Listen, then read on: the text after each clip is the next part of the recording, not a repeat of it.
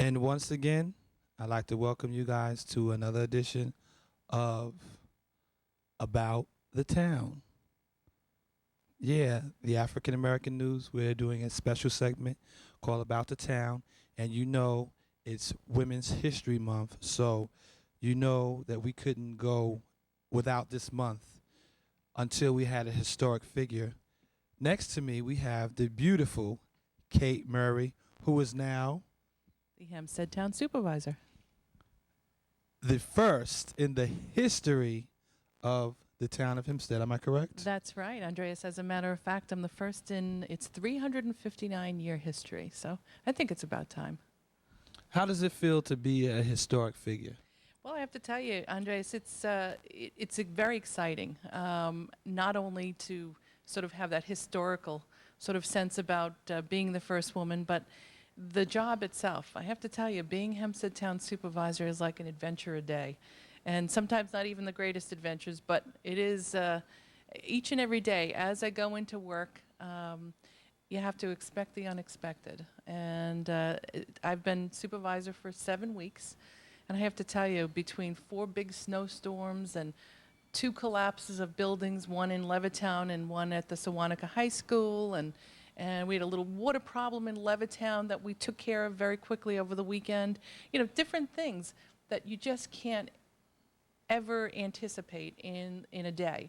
And that really, I think, is one of the biggest challenges, because you're presented with a problem that's going to affect your residents, and you have to have a cool head about you and, you know, put your staff together and come up with a great solution, and many times in a very, very short period of time. And that's the adventure that I referred to before, and that's the challenge. But I have to tell you, it's exciting. Sometimes it's a little nerve-wracking, but I got to tell you, it's very exciting as well, if you could actually come up with a good solution. Now, your background is in the clerk's office for tax, for the taxes? Actually, I have a couple. I was first a New York State Assemblywoman from the 19th Assembly District, which took in. Burned in Erling Hill, I hope. Erlene is a friend of mine. She was a colleague of mine in Albany. That was for my friend out there. And I'm not even going to go there. Okay. But anyway, Erlene You were was, in the assembly? Yes, she was a great colleague of mine. We served together in Albany, and I represented the towns of Levittown, Belmore, Merrick, Freeport, Baldwin, and Island Park. And so I was that for several years, and then I was elected Hempstead Town Clerk. And when I was elected Hempstead Town Clerk, I was the first woman in history to become Town Clerk as well. So, so in each of my elected positions, I've been the first woman in that position. So I'm kind of proud of that. Now, you have a lot of literature going out about the assessors to challenge your taxes. Right. Don Clavin, who is our receiver of taxes, thought it would be a good public service to remind our residents that they can challenge. And it was an important reminder to our residents, because the date to challenge finishes on March 1st. So we didn't want any residents to think, well, I can do it in a couple months and then be caught short on that challenge process. So we thought it was very important to put out a mailer and remind people of that important date, because it's not negotiable with the county. If you don't do it by March 1st, that's it. You have to wait until next year. And as we know, many assessments are inaccurate, so that really costs you some dollars if you don't get in under that dateline. So that's why we thought we should put out that mailing. Okay. Now, where were you when you got the call, and what were you doing when they said, hey, because there were so many names flying around, and you were just like a person who gets the shot at the champ. You know, they said, oh, he's not going to win, and boom, he's the champ. Well, I have to tell you, and as we're on the eve of the Oscar ceremony, I felt a little bit like an Oscar nominee.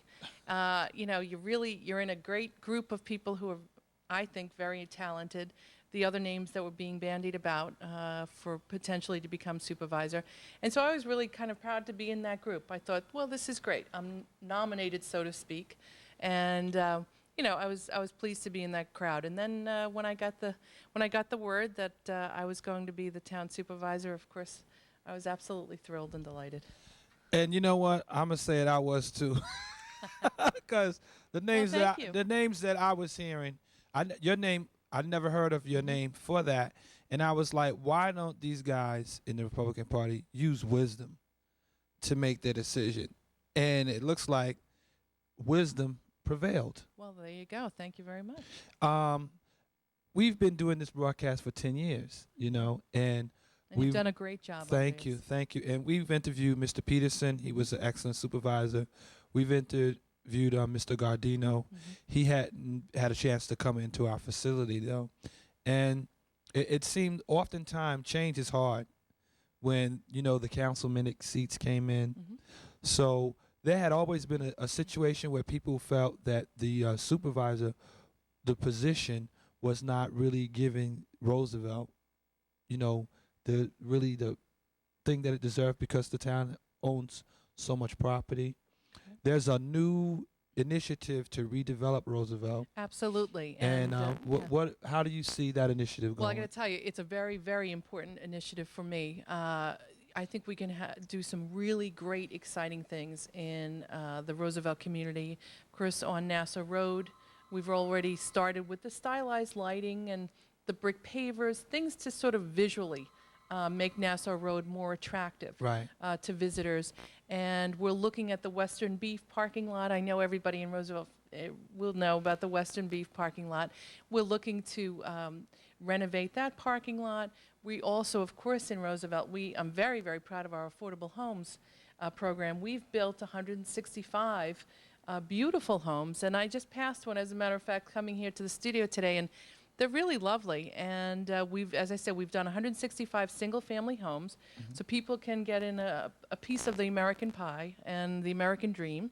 And we have dozens more that we're scheduled to begin. Can I have one? Well, you know, and I know why you're asking. Because No, I don't want one. I'm just joking.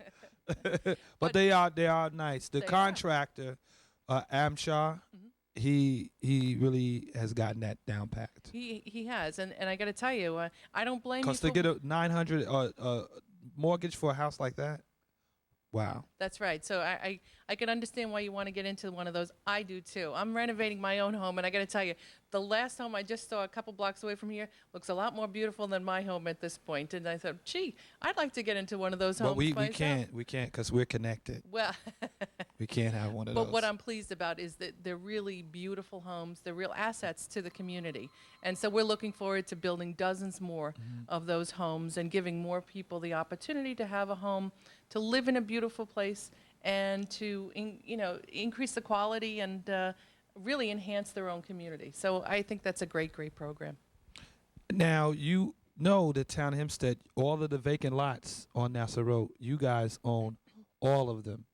Well, I don't know if we own All own of them. but a lot of them. You're right. You're right, Andres. Are they going to be RFPs or how would a person now, being that you have the very qualified, I think this man's name, Raymond Roden. Raymond Road. He's in economic planning and development. That's You have a right. very qualified person over there. Do you I sure you have do. any plans to accept proposals for all of those properties, or Well, as a you're matter gonna individually like give me one, and then I can help? You know, Andres, as much as I'd love to give you one, I know we're working to help to help your network find appropriate place, and we hope that comes through.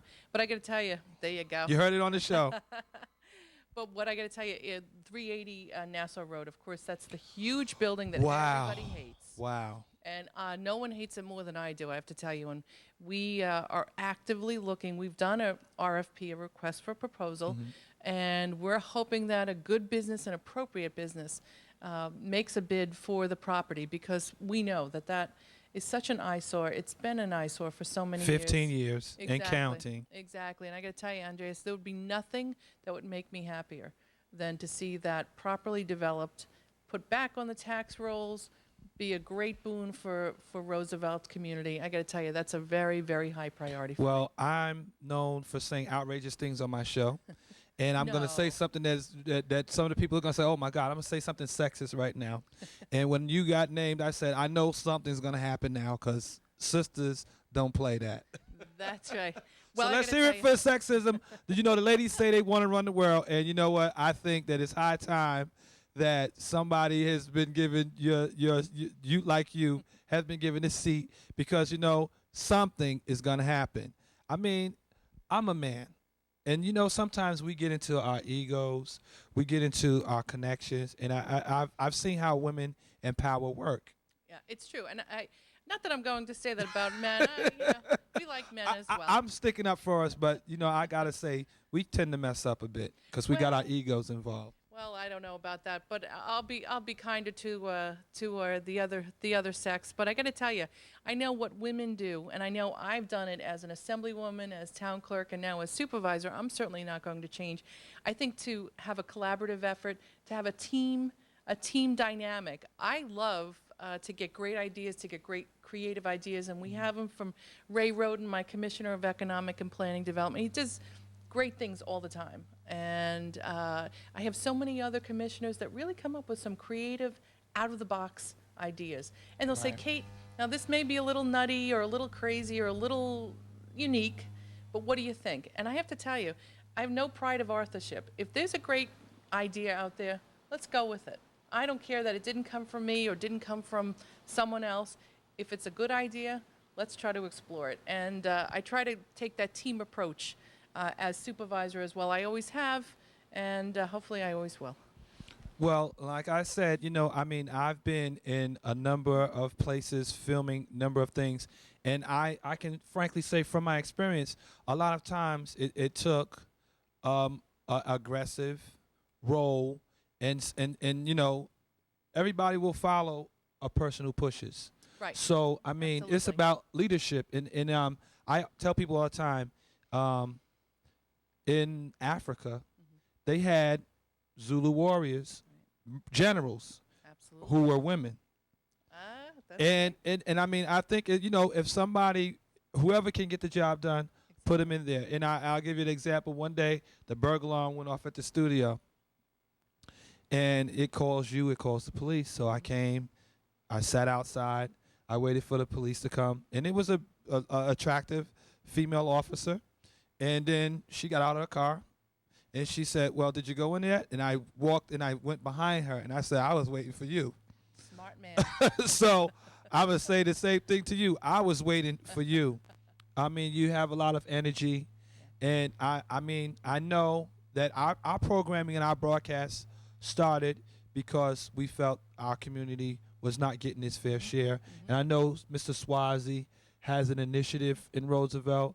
Do you see yourself working with the administration? Absolutely. And what's his name? Peter Silver, some stuff in Roosevelt as well. Absolutely. As a matter of fact, I had a meeting just a few days ago with County Executive Swazi, and Mr. Silver was there as well, his deputy, and we have many, many common points of interest for Roosevelt.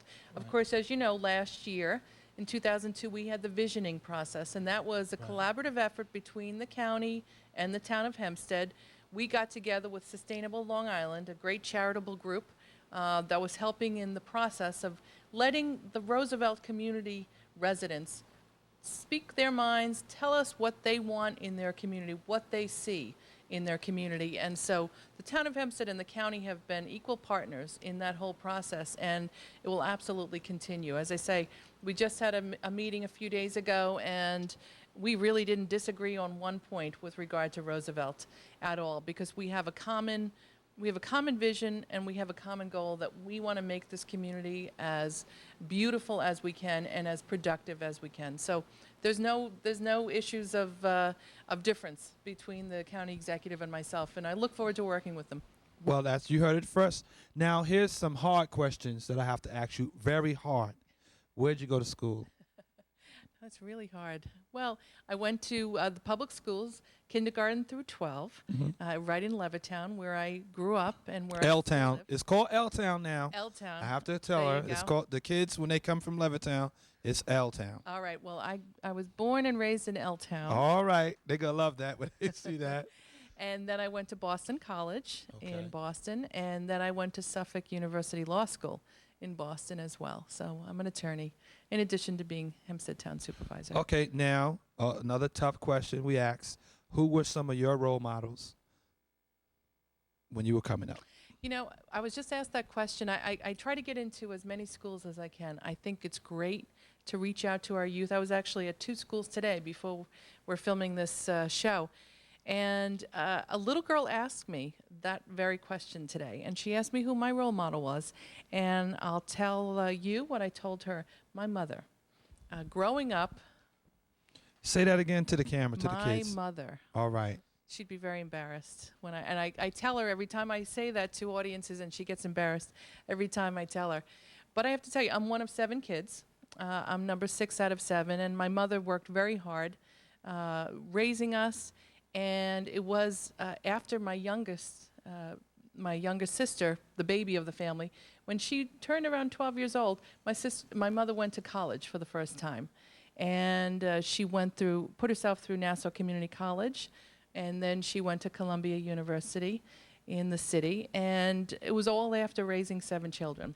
So she put in so many years for us, and then she did for herself, and we can't be more proud of her. Well, that's an answer I'm glad that I got. I mean, because a lot of times in the entertainment industry, you always see a lot of the entertainers, African Americans in particular, black men, they always say, you know, I'm doing this. This is how I make my living. Your child shouldn't have me. Sports athletes, Barkley said it too. You shouldn't have me as a role model. You should look at your parents as a role model. Right. So it is important that we see other images, but we really need to know that parents are the best role models Absolutely. that you could ever have. They're your first and best role models. And family is so important to me. And I think it really provides such a great foundation for any kid. And I was very lucky, and I'm still fortunate to be in such a great family. And they provide such phenomenal support for me. This is a busy life. It's a crazy life that I lead, and they're very, very supportive of what I do. Well, you know, I'm amazed at your energy that you have, because I've been doing this for 10 years, and it's hard. Sometimes they have to bring out the resuscitator and bring me back, but you're full of energy, and you're gonna need it, because you have the largest town in the country. In the country, and I believe, and I'm gonna tell you something. You know, people look at you as a leader, so you know, here is some leadership. I know that you're gonna provide leadership in a party, Republican Party, where it's dearly needed. You know, I mean, I was telling Ray that it seems like they haven't promoted and pushed the best out of that body, and now it seems they are. Well, thank you very much. All I know is I'm going to try my best each and every day, and it sounds a little corny, but I mean it. Each and every day when I go to work, I think what's best for the residents of the town, and you know, how do I protect their money the best? How do I get the best projects going? And that's really the way I look at things. I don't look at this community versus that community. I just look at what's going to help our residents. And you know, I'm really excited about having some good things happen in the Roosevelt community and many other communities as well. But I know this is a particular focal point for this show, and I got to tell you, I think it's an untapped potential there, and I think it's a diamond in the rough, and I think we could really make it shine. All right. Well, I mean, I know you got to hurry up. So in our last 5 minutes, I'm going to ask you. I know that the town had been in a process they call condemnation blight. Mm-hmm. And when Gardino came in, the condemnation blight was over. And now that they're in the process of doing the rebuilding, Right. could they reach Ray Roden's phone number if they wanted to be like a developer, or you haven't formulated a process on how people could approach you yet? Well, certainly anybody who is interested in the parcels of property that we have in the town of Hempstead certainly would be reaching out to Ray Roden. And I will give you that phone number by the end of the show. But yeah, absolutely, to reach out to our economic and planning people. Ray Roden as our commissioner. He's a man who thinks outside the box, and if it can at all be done, it will be. Now, we've talked